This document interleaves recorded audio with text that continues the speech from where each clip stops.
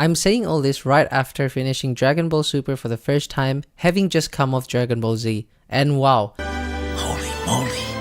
Holy moly guacamole! The sheer energy, creativity, and spectacle of this series have left me in complete awe. The fights at the end were so intense, so electrifying that I couldn't even stay on the couch. I literally slid onto the floor, eyes glued to the screen, just so I wouldn't miss a single second of the action. I hope this video convinces the very few people out there who haven't seen Dragon Ball yet to finally give it a shot because it's absolutely insane in the best possible way. After watching it, I finally understand why this series has such a massive, passionate fan base and why it's hailed as one of the greatest anime of all time. Coming out of Dragon Ball Z, I wasn't sure what to expect from Super. The ending with Kid Buu was an absolute masterpiece. Peak storytelling, heart-pounding action, and an unforgettable conclusion to Goku's journey. It felt like such a perfect capstone that I couldn't imagine anything surpassing it. And yet, to my surprise, Super not only held its own, but completely blew me away. The stunning visuals, modern animation techniques, and incredible fight choreography elevated the series to a whole new level. While Dragon Ball Z had a deeper emotional core, diving into the growth of its characters and their relationships, Super carved its own path by focusing on the thrill of power progression and delivering jaw-dropping battles.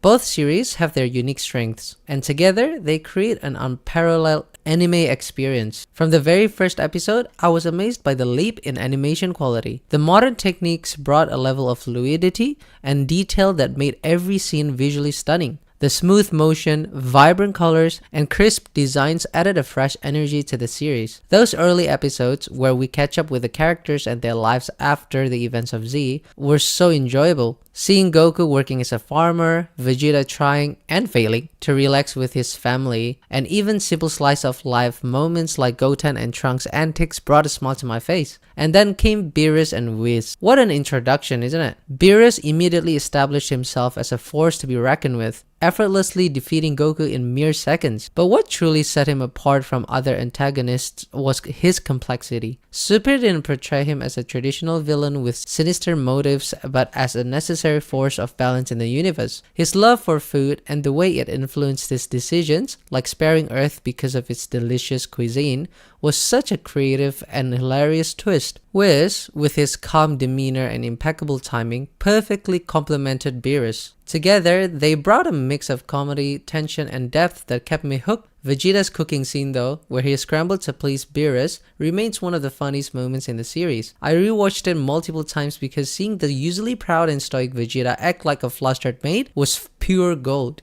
Hard to stay angry when the Saiyan Prince plays the jester. And getting mad does stimulate your appetite. One of the most exciting aspects of Super is how it expands on Goku's transformations. We're no strangers to Goku pushing past his limits, but Super takes it to another level. It starts with the introduction of Super Saiyan God during the battle. This form is a major departure from what we've seen before, emphasizing divine energy over brute strength. Goku's leaner, more ethereal appearance as a god felt fresh and highlighted just how much he had evolved as a fighter. The lore behind this transformation, involving the ritual and the energy of 6 Saiyans, added a mystical layer to the Saiyan race that we hadn't seen before. Then came Super Saiyan Blue, or Super Saiyan God Super Saiyan. Honestly, all these names are making me confused, but okay. Combining the divine power of God with the mastery of Super Saiyan's controlled strength, Blue was both visually stunning and strategically vital. What I loved most about this form was how Super didn't just treat it as a gimmick. The show made it clear that even with this immense power, Goku still had to train, strategize, and adapt. Blue wasn't a magic bullet. It was a tool that required precision and mastery to wield effectively. This form also drains the most stamina. What's even more impressive about this show is that it never diminishes the significance of the original Super Saiyan forms. Even though Goku and Vegeta have reached divine levels of power, the series still finds ways to showcase how impactful and iconic the normal Super Saiyan is. For example, during the Tournament of Power, seeing Goku revert to Super Saiyan against certain opponents reminded me of how groundbreaking that transformation was back in Z. It's a testament to how well the series balances its power scaling while respecting its roots. Now let's dive into the final fights. Oh my gosh, words honestly can't do justice to how spectacular they were.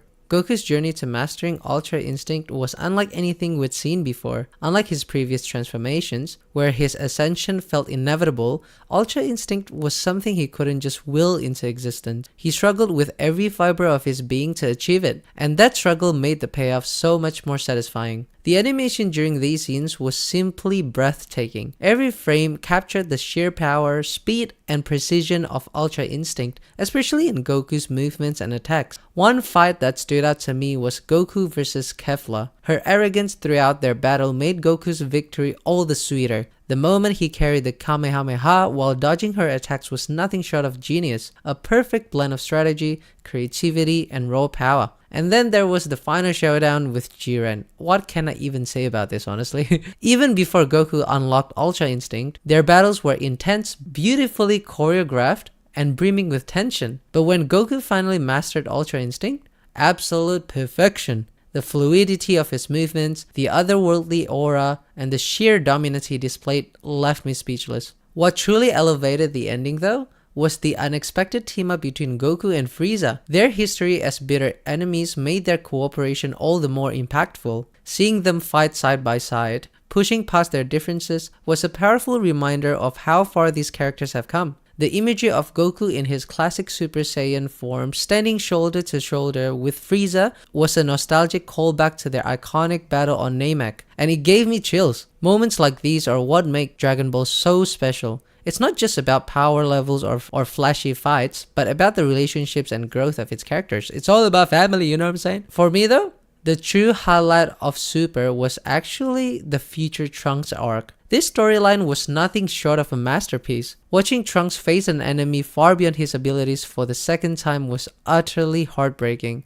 The loss of his mother, his friends, and his future added so much emotional weight to the arc. The introduction of Goku Black and the complex, intertwined storyline involving Universe 10's Kai made this one of the most intriguing and impactful arcs in the series. The desperation in those episodes was palpable, with Goku and Vegeta having to retreat and regroup multiple times just to survive. Future Trunks' resilience and determination, even in the face of overwhelming odds, made him one of the most compelling characters in the entire series. That said, I do have one major gripe with Super: how much dumber they made Goku at times. While his carefree and naive nature has always been a core part of his character, there were moments in Super where it crossed the line into outright recklessness. His decision to initiate the tournament between universes, despite multiple warnings about the consequences, was so frustrating to watch. For a good stretch of episodes, he came off as selfish, putting countless lives at risk for the sake of his own love of fighting. While the series ultimately redeemed him, this portrayal felt inconsistent with the more mature,